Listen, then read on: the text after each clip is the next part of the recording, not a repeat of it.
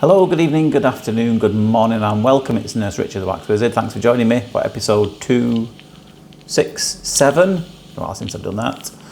I've got 4 ears for you here today. All quite interesting, all quite different. And this first one was quite difficult, hence the name of the title. Stuck in the recess. Now, what's the recess? A lot of your regulars will know this, but there might be people who are watching this for the first time or have not seen it before. But I'm not going to repeat myself. I start doing that as I get a bit older anyway, to be honest, I find. So what happens is just before the eardrum, the ear gets a bit narrower, then it gets a bit wider, and that creates these little pockets, trenches, recesses they're called, and sometimes earwax can get trapped in these. And that certainly is what happened with this lady here. It was a relatively young lady from what I recall. And it was very difficult to get out. I just couldn't get hold of it. I did eventually, but it took me a long time to get hold of it. But it proved really difficult. It was a very difficult day in clinic, that one, from what I remember. For some reason, I seem to be getting a lot of incredibly hard ones recently, which is fine, you know. I don't mind a challenge within reason. You know, some procedures are literally over in seconds. I don't show you them very often because, well, you'd be bored. The videos won't last very long. Yeah, I know you enjoy watching the slightly more complicated and difficult ones.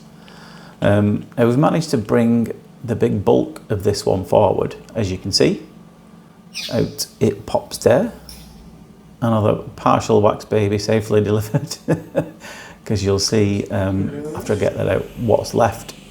This bit here wasn't too tricky. It was what was behind it. I still stayed with the full-size tube here because it's a fairly substantial chunk. It's not too far into the ear. It's just where it goes a bit narrower. But I think it was. I think this started shrinking a little bit, and it was after I got this bit out here that it became difficult. And as soon as I brought that up there, I thought, oh no, the rest of it didn't come with it. How frustrating is that? So what I've had to do there is change to the fining tube, which is the smaller of the two. I know, again, a lot of you will know this. I did demonstrate it on the other video, actually, the size and the proportions. I think it might be the one just gone. Or a couple of videos ago. But the fining tube is just a little attachment. It's only about that long that you attach to the end of the full-size tube. And the reason we use that, it's a bit dangerous, to be honest, to put a full-size tube that close to someone's eardrum. You don't want to literally suck up the eardrum, because it's slightly quieter, slightly less suction power.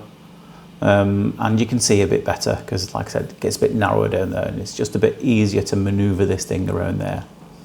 But no matter which bit of that I touch, just can't seem to latch onto it.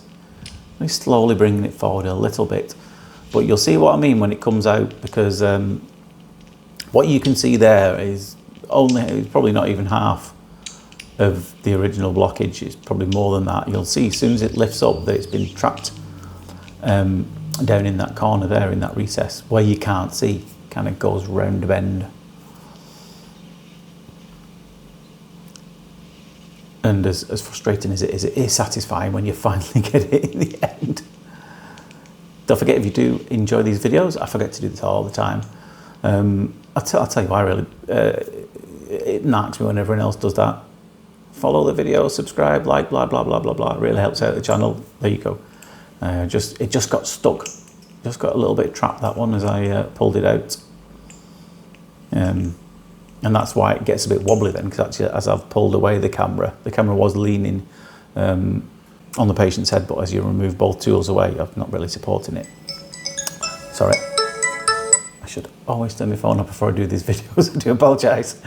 I fixed my squeaky chair, by the way. See? Rocking backwards and forwards. Have I done that? I didn't use WD-40. I actually just used some olive oil spray. Instead of putting it in someone's ear, I put it on the joint of my chair.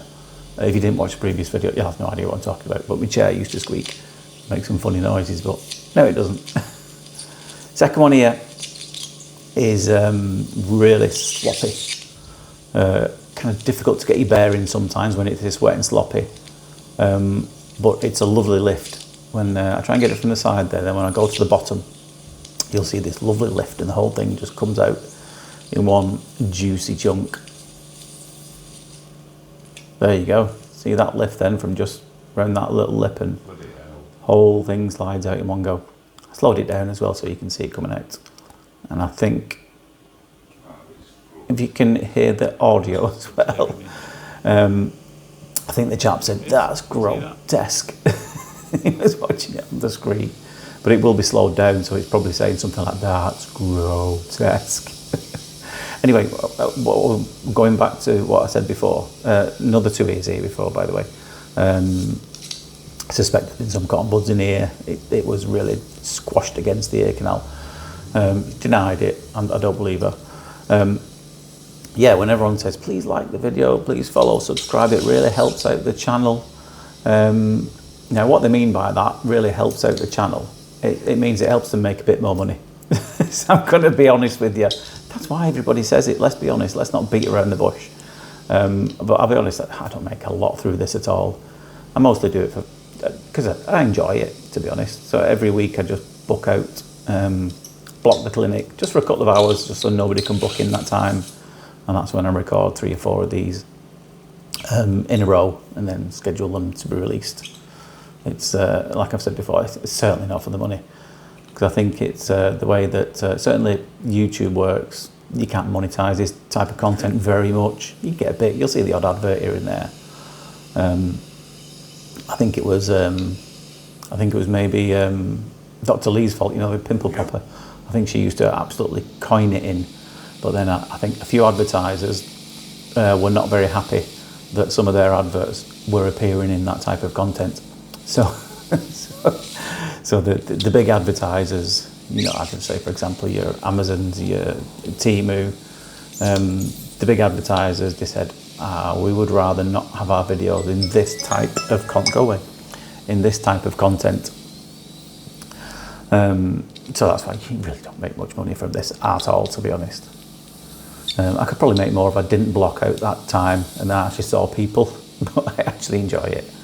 But that's why I do other things as well, like get these merchandise. Actually, I don't think you can buy this cup anymore because I redesigned it, so I think it's got the same thing on there, but my picture on the back there, or a t-shirt. You'll see the links in most videos, you know. I even got mine the other day to join a Cameo. You might see it in the links in the description. You probably think, why on earth have you done that? I'll be honest, it's because I got mithered to death to do it. So many people kept sending me emails to me, okay, please say hello to in your next video. And I did a few, and I even sent a few personalised messages. But it's beginning to take up quite a lot of my time. So I thought, if I'm going to do this, let's at least make it worthwhile. I'm in the bargain basement of the bargain basement category as well. I'm right down the list on the Z list in Cameo.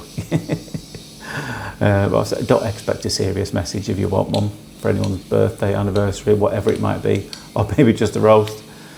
Don't expect a serious message, you know me. I'm having a right battle with this last one here because it is just impacted and squashed. Like I said, probable cotton bud.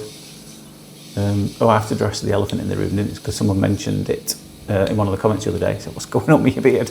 I didn't shave it for a couple of days, and I thought, you know what, let's just try something, see how it goes. And then